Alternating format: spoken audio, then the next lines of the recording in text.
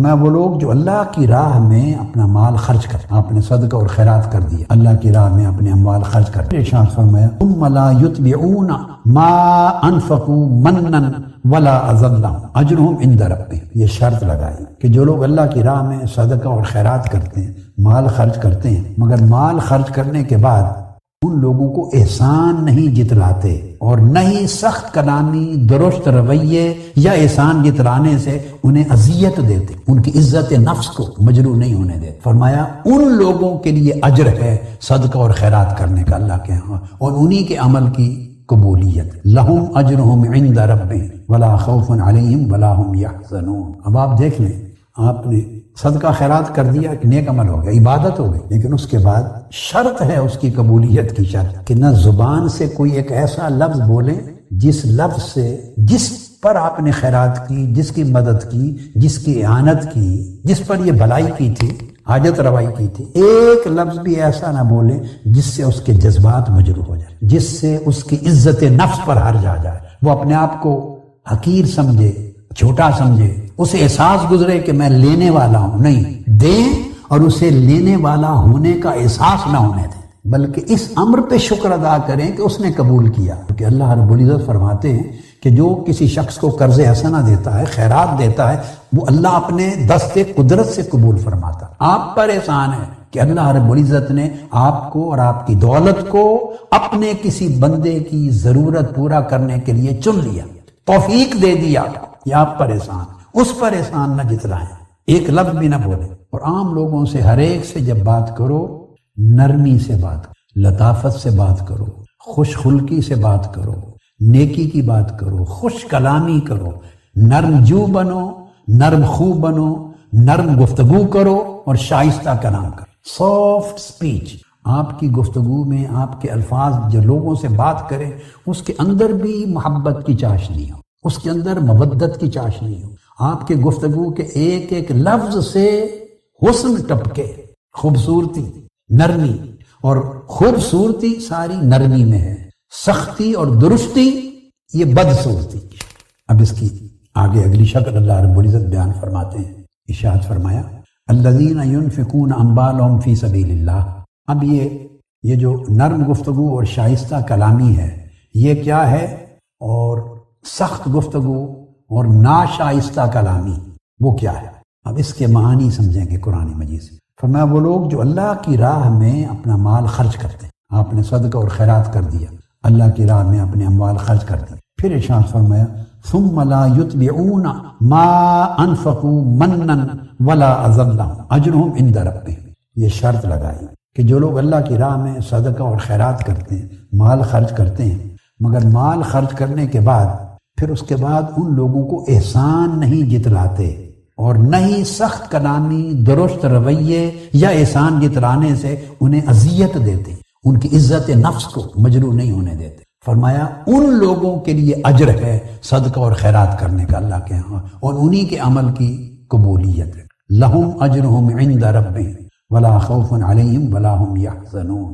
اب آپ دیکھ لیں، آپ نے صدقہ خیرات کر دیا، ایک نیک عمل ہو گیا، عبادت ہو گئی، لیکن اس کے بعد شرط ہے اس کی قبولیت کی شرط کہ نہ زبان سے کوئی ایک ایسا لفظ بولے جس لفظ سے، جس پر آپ نے خیرات کی، جس کی مدد کی، جس کی اعانت کی، جس پر یہ بھلائی کی تھی، حاجت روائی کی تھی، ایک لفظ بھی ایسا نہ بولے جس سے اس کے جذبات مجروح ہو جائے، جس سے اس کی عزت نفس پر حرج آ جائے، وہ اپنے آپ کو حقیر سمجھے، چھوٹا سمجھے، اسے احساس گزرے کہ میں لینے والا ہوں۔ نہیں، دیں اور اسے لینے والا ہونے کا احساس نہ ہونے دیں، بلکہ اس امر پہ شکر ادا کریں کہ اس نے قبول کیا، کیونکہ اللہ رب العزت فرماتے ہیں کہ جو کسی شخص کو قرض حسنہ دیتا ہے، خیرات دیتا ہے، وہ اللہ اپنے دست قدرت سے قبول فرماتا ہے۔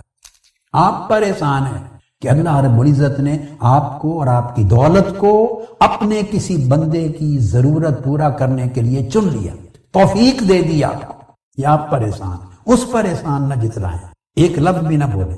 تو کیا کریں؟ قول معروف ومغفرۃ، کہ سائل سے، جس کی ضرورت پوری کی، نہایت نرمی سے بات کرو، نرمی سے، پیار سے، محبت سے، شائستگی سے بات کرو۔ خیر من صدقۃ یتبعها اذى، نرمی سے بات کرنا، عفو درگزر سے کام لینا، اس کی عزت نفس کو برقرار رکھنا، محبت اور شائستگی کے ساتھ ادب کے ساتھ بات کرنا، اس کی دلجوئی کرنا، آپ اپنی زبان کے ساتھ دلجوئی کریں۔ فرمایا یہ اس صدقہ سے کہیں بہتر ہے جس صدقہ کے کرنے کے بعد آپ کے ایک لفظ کے ذریعے اس کی دل آزاری ہو جائے، آپ کے چہرے کے تاثرات اس کے دل کو توڑ دیں، اس کی عزت نفس کو مجروح کر دیں، طرز کلام آپ کا رویہ اس کو احساس دلا دے، شرمندگی دلا دے، یہ اس کے لیے اذیت ہوگی۔ پھر اللہ رب العزت نے ارشاد فرمایا وَإِمَّا تُعْرِضَنَّ عَنْهُمُ ابْتِغَاءَ رَحْمَةٍ مِّن رَّبِّكَ تَرْجُوهَا فَقُل لَّهُمْ قَوْلًا مَّيْسُورًا۔ فرمایا ایسی صورت بھی ہو سکتی ہے کہ کسی حاجت مند نے اپنی حاجت آپ کے سامنے پیش کر دی، کوئی ضرورت آپ کے سامنے رکھ دی، مگر آپ خود تنگ دست ہیں، آپ کے پاس فراوانی نہیں، اس وقت اس پوزیشن میں نہیں کہ اس کی مدد کر سکیں، مالی اعانت کر سکیں، تو آپ گریز کرنا چاہتے ہیں، دے نہیں سکتے، گریز کرنا چاہتے ہیں۔ تو فرمایا اگر تم اپنی تنگ دستی اور عدم استطاعت کی وجہ سے گریز کرنا چاہو کسی مستحق سے، ضرورت مند سے، اللہ کی بارگاہ میں انتظار کرتے رہو کہ کوئی اچھا وقت آئے تو مدد کر سکوں، اچھا وقت آئے تو مدد کر سکوں، اب مدد نہیں کر سکتے، تو فرمایا نہ دے سکو تب بھی نرمی سے بات کرو، نرمی سے بات کرنا بھی صدقہ اور خیرات ہو جائے۔ پھر سورہ طٰہٰ میں ارشاد ہے، اللہ رب العزت نے فرمایا اذهب انت واخوك بآیاتی ولا تنیا فی ذکری اذهبا الى فرعون انه طغى فقولا له قولا لینا لعله يتذکر او یخشی۔ فرمایا موسیٰ آپ اور آپ کے بھائی ہارون میری نشانیاں اور معجزات جو میں نے عطا کی، آیات بینات لے کر جاؤ فرعون کے پاس، اور ہمہ وقت میری یاد میں اور میرے ذکر میں رہنا، اس میں کبھی غفلت نہ ہو، کوتاہی نہ ہو، اور فرعون کے پاس جاؤ دعوت لے کر، وہ سرکشی میں حد سے گزر چکا ہے۔ یہ حکم دینے کے بعد فرمایا فَقُولَا لَهُ قَوْلًا لَيِّنًا، اور جب فرعون سے بھی بات کرو تو نرم انداز سے گفتگو کرنا۔ جو دشمن ہے، جس نے غلام بنا رکھا ہے بنی اسرائیل، اس کو دعوت دیتے ہوئے بھی قولاً لینا، نرم انداز سے سافٹ بات کرنا، کیونکہ اس کے نتائج ہوں گے۔ نرم طریقے سے بات کرو گے تو شاید نرم گفتگو اس کے لیے نصیحت قبول کرنے کا سبب بن جائے یا میرے غضب سے ڈرنے کا سبب۔ اب یہ جو دو چیزیں بیان فرمائی ہیں لعلہ کے بعد یتذکر او یخشی، اس کا مطلب ہے کہ اللہ پاک یہ سمجھانا چاہتے ہیں کہ نرم انداز گفتگو ہر صورت میں ہر شخص پر کچھ نہ کچھ اثر ضرور رکھتا ہے۔ یہ لعلہ یتذکر او یخشی، اس کی حکمت یہ ہے دھیمے انداز سے، نرم انداز سے، محبت کے ساتھ، شائستگی کے ساتھ گفتگو کرنا، کیونکہ نرم طریقے سے سمجھا کر شائستگی، محبت، اکرام سے کی ہوئی گفتگو یقیناً کچھ نہ کچھ اثر رکھتی ہے، خواہ وہ نصیحت قبول کرنے کی طرف اس کا دل جھک جائے یا جھکنے لگے یا جھکنے کے لیے سوچنے لگے یا خوف کا پہلو اس کے کوئی دل میں ڈر پیدا کر، لیکن باہر صورت اشارہ اس امر کی طرف ہے کہ دل متوجہ ہوتا ہے۔ نرم انداز سے گفتگو کی جائے جس شخص سے بھی کرے تو دل کے کان سننے کے لیے تیار ہو۔ تحریک منہاج القرآن اور مصطفی انقلاب کے عظیم کارکنوں، لاہور، یہ شرقی لاہور شرقی شمالی، جس میں شالیمار ٹاؤن، باغبان پور، شاد باغ، داروغہ والا اور رفیق آباد اور گرد و نواح کے علاقوں سے تعلق رکھنے والے غلامان مصطفیٰ، عشاق رسول، خواتین و حضرات اور عزیزان محترم، اللہ رب العزت کا شکر ہے جس کی توفیق سے ہم آج اس عظیم الشان محفل معراج النبی صلی اللہ علیہ وآلہ وسلم میں حاضر ہیں، اور مبارکباد کے حقدار ہیں وہ ہزارہا افراد اور خواتین اور وہ لوگ جو دور و نزدیک سے کثیر تعداد میں شرکت کے لیے آئے ہیں، اور جو اتنی دور تک بیٹھے ہیں کہ اجتماع کی حدوں کا اندازہ نہیں ہو رہا، اور وہ ٹی وی کے ذریعے، کیبل نیٹ ورک کے ذریعے، پروجیکٹرز کے ذریعے دور دراز جگہوں پر بیٹھے ہوئے لوگ بھی اس محفل میں شریک ہیں۔ میں انتظامیہ کو مبارکباد دیتا ہوں، شرکاء کو مبارکباد دیتا ہوں، اور اللہ رب العزت کے حضور اس محفل کی قبولیت کے لیے دعا گو۔ میں نے جو آیہ کریمہ تلاوت کی ہے اس میں اللہ تبارک و تعالی نے آقا علیہ الصلوۃ والسلام کے معراج بیان فرمایا اور قرآن مجید میں معراج مصطفیٰ ذکر 3 مقامات پر آیا، ان میں سے ایک مقام یہ، اس میں ایک عجیب اور لطیف بات کہ ذکر معراج مصطفیٰ صلی اللہ علیہ وسلم کا ہو رہا، اور اس مضمون ابتدا میں اللہ تعالیٰ نے پاکی، بلندی اور بزرگی اپنی بیان فرمایا، سبحان الذی، پاک اور بلند و برتر اور بزرگ و بالا ہے وہ ذات، بلندی، بزرگی، برتری اپنی بیان کی، جبکہ ذکر اور مضمون اور بیان اپنے حبیب صلی اللہ علیہ وسلم کے معراج کا۔ ظاہری طور پر معراج آقا اسلام کا سب سے بڑا عظیم معجزہ جو اللہ تبارک و تعالی نے عطا کی بعد از قرآن، اور معراج ایک ایسا عظیم معجزہ ہے جو آقا علیہ السلام کے مقام کو، آپ کی عظمت، آپ کی رفعت، آپ کی بزرگی کو، آپ کی بلندی کو، آپ کی برتری کو ہر جہت سے نمایاں کر اور اس مقام پر لا کر بیان کرتا ہے جس مقام پر نہ کسی انسان کا گزر ہے، نہ کسی فرشتے اور کسی ملک اور نبی کا گزر۔ تو چاہیے تو یہ تھا کہ ہی بزرگی، برتری اور پاکی کی بات کی جاتی کہ کتنی عظیم ہے وہ ذات جو اس رات معراج پر گئی، کتنی بلند و برتر ہے وہ اللہ کے حبیب کی ذات جسے اللہ نے یہ شرف، عظیم معراج کا شرف عطا کی۔ چاہیے تو بات یوں کی جاتی، اگر نہیں دستور سے عام لوگوں کے معمول کے دستور سے ہٹ کر اللہ نے بات کہ بلند، ہر شے سے بلند، پاک اور برتر ہے وہ ذات اللہ کی جس نے حضور کو معراج۔ اب اس کی حکمت کے اپنے مضمون کا آغاز حضور کے ذکر سے شروع نہیں، حضور کی بات اپنے ذکر سے شروع۔ ایک اور مقام سورہ الفتح، اللہ تعالیٰ نے والذین معہ اشداء علی الرحماء بینہم تراہم رکعا سجدا یبتغون فضلا۔ اللہ نے چاہا کہ صحابہ کرام کے تقوی کو، کردار کو، کے ایمان کو، ان کی حالت ایمان کو، ان کے ایمان کی بلندی کو، بزرگی کو، ان کی عظمت کو بیان کیا۔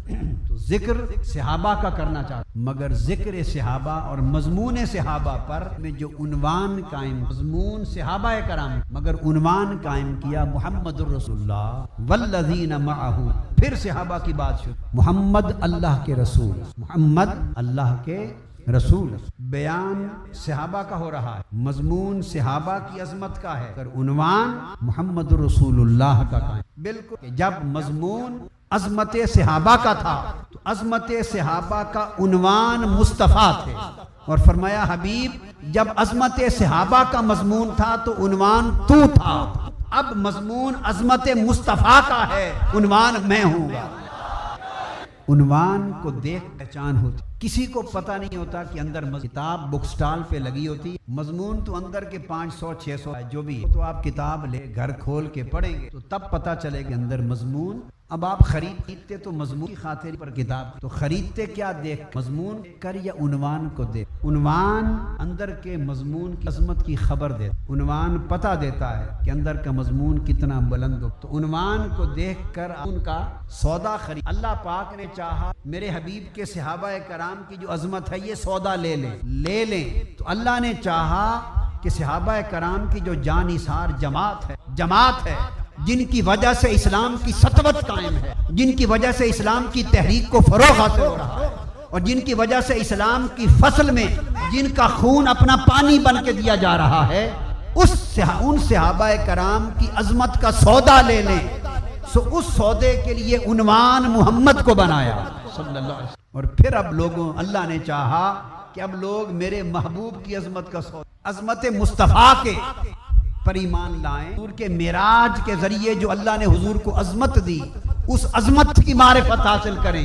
تو جب عظمت صحابہ کی بات آئی عنوان مصطفیٰ کو بنایا، عظمت مصطفیٰ کی بات آئی تو عنوان خدا خود بن گیا۔ معراج مصطفیٰ کا مضمون اللہ سبحان الذی اسری، کہ لوگوں دیکھو کتنا پاک، بلند و برتر اور طاقتور ہوں میں۔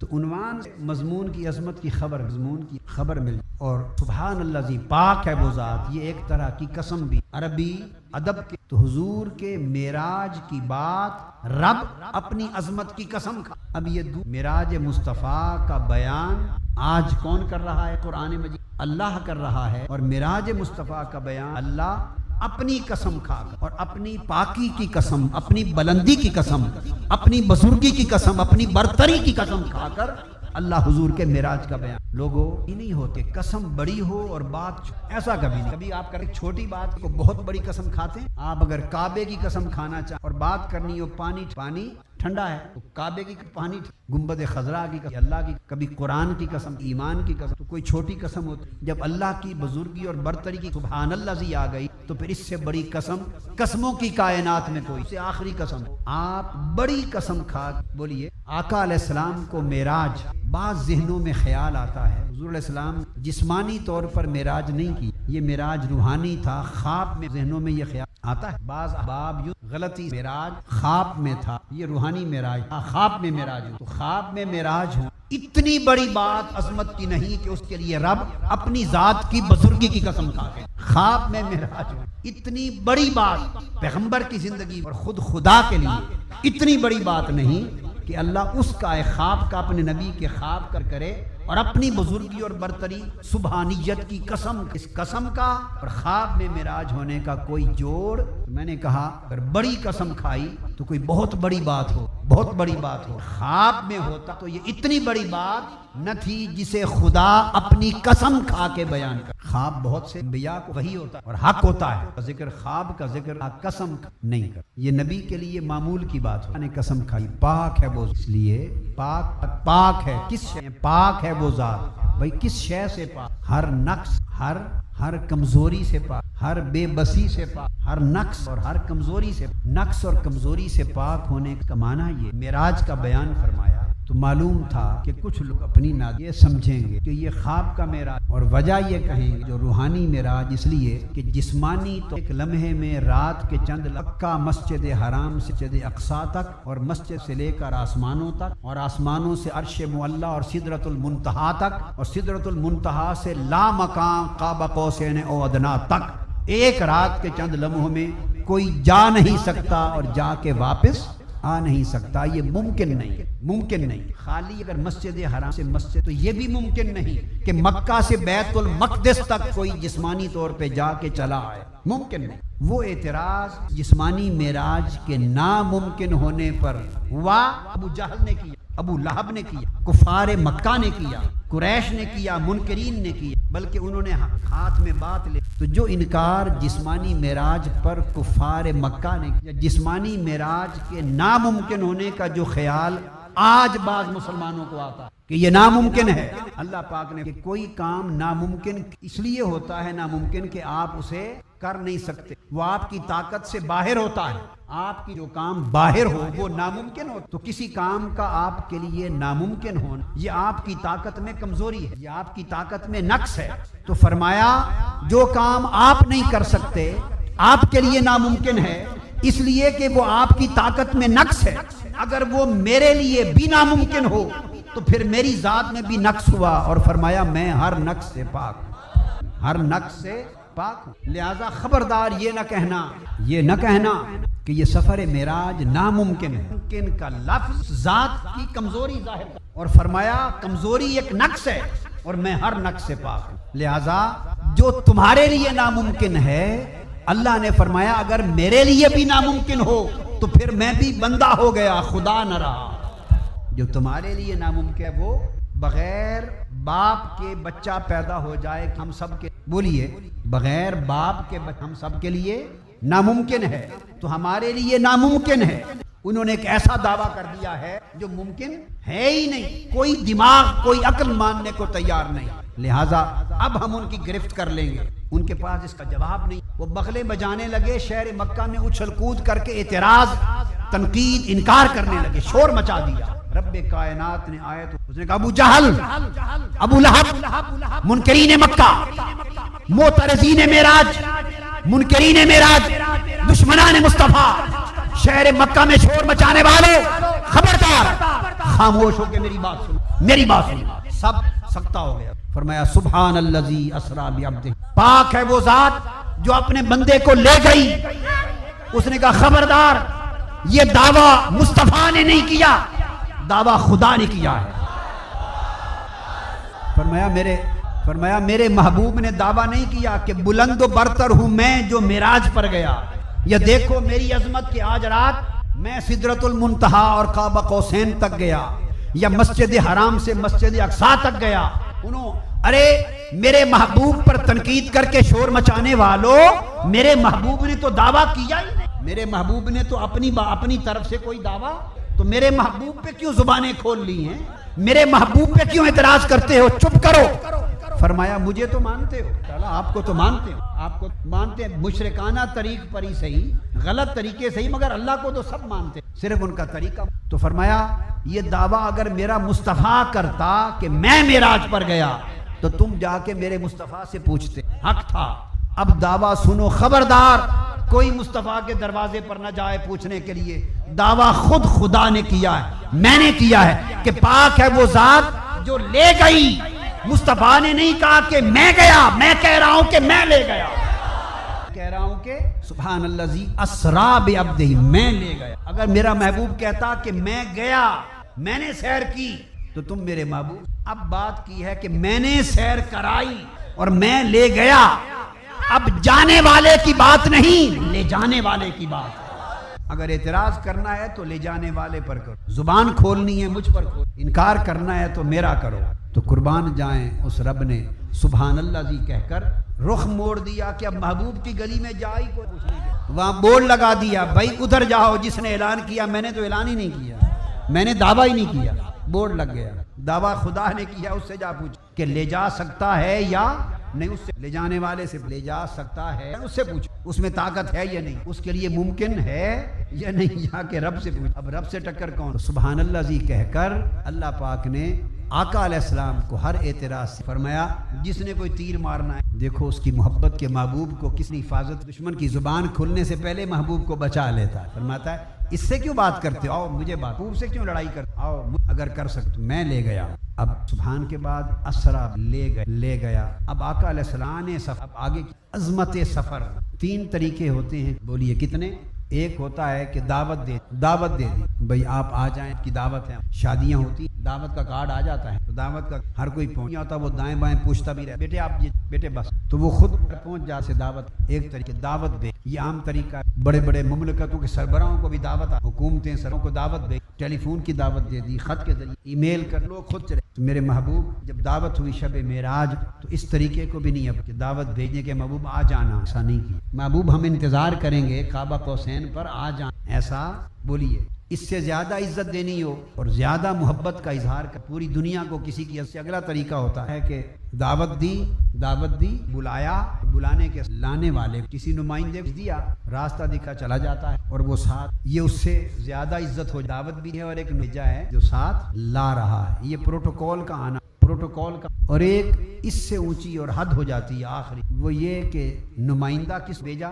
عام نمائندہ، اللہ کی بارگاہ جبرائیل امین سے بڑا خدا کی بارگاہ میں سب فرشتے، کسی فرشتے کو بھی بھیجا جا سکتا، 5-10 فرشتے، 150 500 1000 70,000 فرشتے، جبرائیل امین کو بھیجنا، یہ سب سے بڑے نمائندے کو بھیجنا، جبرائیل امین کو ساتھ کیا کہا، ساتھ سواری، جبرائیل محبوب کو جا، اچھا باری سواری وہاں سے نہیں کرنی، میری لے، سواری بھی میری بارگاہ سے، بارگاہ ہے امین کو، اور سواری بھی اسی بارگاہ سے براق کی بھیج، جا بھیج براق کی، جبرائیل امین آئے، براق آیا، آقا علیہ السلام کے گھر سے اللہ کا نمائندہ اللہ کی لینے، اور جب اعلان کیا، جب لوگوں میں اعلان کیا تو نہیں کہا کہ میں نے جبرائیل کو اعلان کیا، سبحان الذی اسریٰ بعبدہ، پاک ہے وہ اللہ جو خود لے گیا، پاک ہے ذات جو، تو یہ بلانا نہیں تھا، ایک ہوتا ہے خود جانا، کہ آپ کو پتا چلا فلاں جگہ محفل ہے، خود آ گئے، آپ کو پتا چلا نا کہ آج محفل معراج النبی ہے، تو بہت سارے پیچھے تک خود آ گئے یا نہیں، تو ایک ہوتا ہے خود آنا، کسی محفل میں کسی جگہ پہ خود جانا، ایک ہوتا ہے بلایا جانا، تیسرا ہے لے جایا جانا۔ مصطفیٰ خود نہیں گئے، مصطفیٰ بلائے نہیں گئے، مصطفیٰ لے جائے گئے، مصطفیٰ کو لے جایا گیا، اور لے جانے کی جب بات آئی، اپنی بارگاہ سے سواری بھیجی، سب سے بڑا نمائندہ بھیجا، اور پھر بعد میں خبر ایوان صدر ہو، ایوان ملا، پھر خبر جاری ہو، تو قرآن اللہ کی خبر دے، قرآن خبریں دیتا ہے، جب خبر جاری کی سبحان الذی اسریٰ بعبدہ، جیسے پریس ریلیز جاری ہوتی ہے، جب خبر جاری کی، دیکھ رہے تھے فرشتے، خبر میں آئے گا کہ جبرائیل کو بھیجا کہ مصطفیٰ کو لے آئے، براق کی سواری بھیجی کے لے آئے. جب خدا کی بارگاہ سے قرآن کی خبر ریلیز ہوئی تو لے جانے میں نہ جبرائیل کا نام نہ براق کا نام. وہاں لکھا ہے کہ پاک ہے خدا کی ذات جو خود لے گئی. جو لے گئی جبرائیل جانے کی خدمت پہ براق سواری تھی پر خدا ساتھ. کوئی اس پر اعتراض کرا. خود مکہ خدا خود سے ساتھ تھا. اعتراض کر ان کی تو سر پھٹنے. تو آئیں مجھ سے آ میں دکھا دیتا ہوں خدا ساتھ تھا یا نہیں. اور سادہ سی بات خاموش. سادہ سی بات. آئیں قرآن کو کھول لیں. آقا مکہ سے چلے مدینہ جا رہے ہیں. بس اتنا سا. مکہ سے مدینہ جا رہے ہیں. رستے میں غار ثور میں قیام کیا. سیدنا صدیق اکبر نے عرض کیا یا رسول اللہ مجھے ڈر لگ رہا ہے کہ کہیں دشمن نہ آ جائیں. تو غار میں مصطفیٰ نے صدیق اکبر کا کندھا ہلا کے کان میں کہا ابو بکر گھبراؤ نہیں خدا ہمارے ساتھ ہے. مکہ سے مدینہ جا رہے ہیں. سواری اونٹ کی ہے. ہمراہ ابو بکر ہے. سواری اونٹ کی ہے. لے جانے والا ساتھ ابو بکر ہے. غار ثور میں صدیق اکبر نے پوچھا آقا دل میں ڈر آ رہا ہے کہیں دشمن نہ آ جائیں. کندھا ہلا کے کہا ابو بکر ڈرو نہیں ان اللہ معنا. خدا کی قسم خدا ہمارے.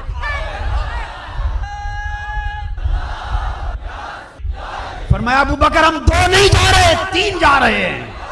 ایک تو ہے ایک میں ہوں اور ہم دونوں کے ساتھ خدا ہے. قرآن پڑھ لو قرآن میں درج ہے. یہ تو قرآن کا بیان. تو سادہ سی بات ہے. مکہ سے مدینہ جانا ہو تو خدا ساتھ رہے اور مکہ سے سدرۃ المنتہا پر جانا ہو تو خدا ساتھ. ابو بکر اور اونٹنی کی سواری ہو اس سفر میں خدا ساتھ نہ چھوڑ. اور براق اور جبرائیل کا ساتھ ہو مصطفیٰ جا رہے ہو اس وطن میں تو خدا ساتھ نہ. اس لیے اس نے اشارہ دے دیا آپ کو اسرا بعبدہ.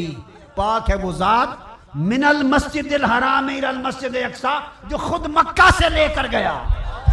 مسجد حرام سے خود لے کر گیا. اچھا اب کوئی کہہ پھر ابھی بھی کی سمجھ میں بات نہ ابھی بھی بات نہ ہے اس کو کہہ دیں گے اور چیز بڑھا دیں گے. اللہ نے کہا اسی کو نحن اقرب الیہ من حبل الورید. میں تمہاری شاہراب کے تمہاری تو شاہراب کے بھی قریب تمہارے ساتھ ہے کوئی مسلمان جو کہے میرے ساتھ اللہ تو تمہارے ساتھ تو ہر وقت ہے. مصطفیٰ کے ساتھ معراج کے سفر میں نہیں تھا.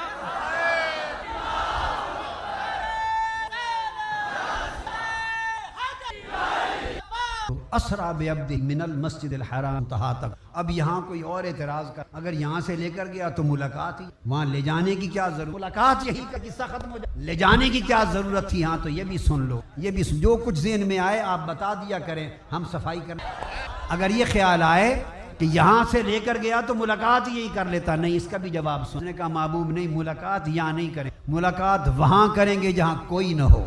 ہائے ہائے ہائے ہائے ہائے. ملاقات وہاں کریں گے جہاں کوئی نہ ہو. ہائے ہائے.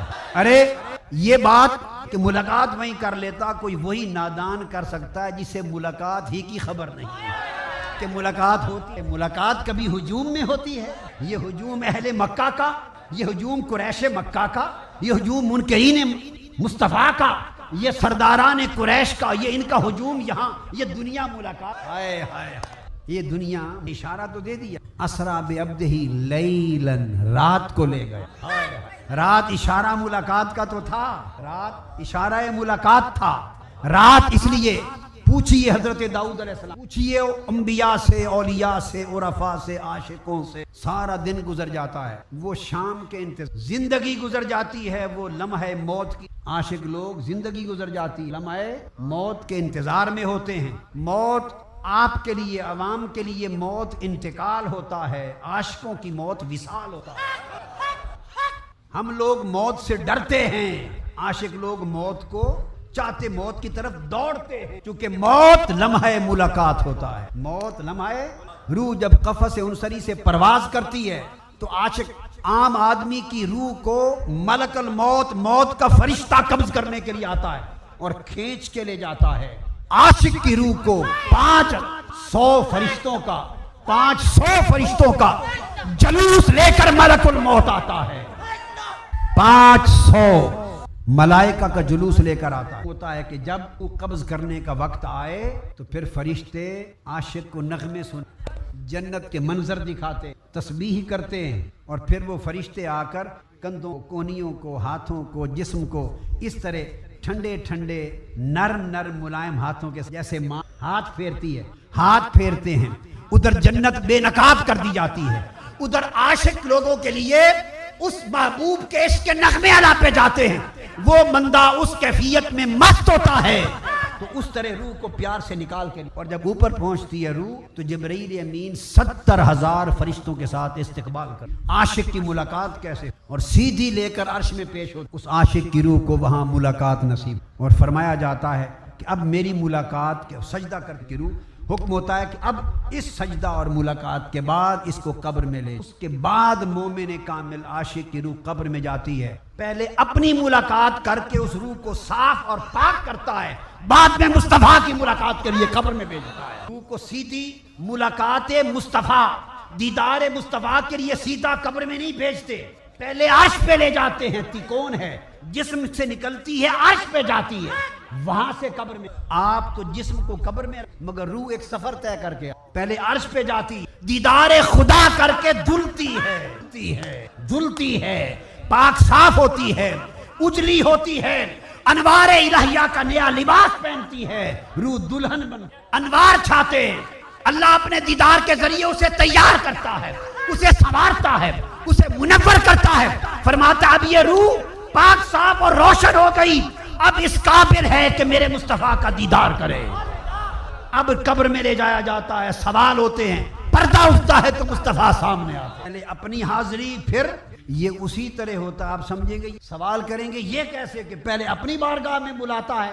حالانکہ اس کی بارگاہ بڑی ہے، پھر محبوب کے دیدار کے لیے بھیجتا ہے، یہ الٹا ہے تب اسی کا، سیدھا ہے تب اسی کا، اس سے جا پوچھو، میں نے تو صرف بتایا ہے آپ کو، میں نے تھوڑا بھیجا ہے روح کو کہ پہلے ادھر جا، پھر حضور کے دیدار کے لیے قبر میں آنا، بھئی یہ رب سے جا پوچھو، الٹا ہے تب، سیدھا ہے تب اسی کا، البتہ اتنا کرتا ہوں کہ آپ کو سمجھ نہیں آئی کہ ایسا کیوں کرتا ہے، کیوں کا جواب دے، کیوں کا جواب اس کا طریقہ ہے، روح کو اپنے ہاں بلا کر دھوتا ہے، پاک صاف اجلا کرتا ہے، کہتا اب جا میرے مصطفیٰ کے، اسی طرح جیسے ہر حاجی کو پہلے کعبہ بلا کر صاف کرتا ہے، پھر کہتا ہے جا گنبد خضرا میں جا،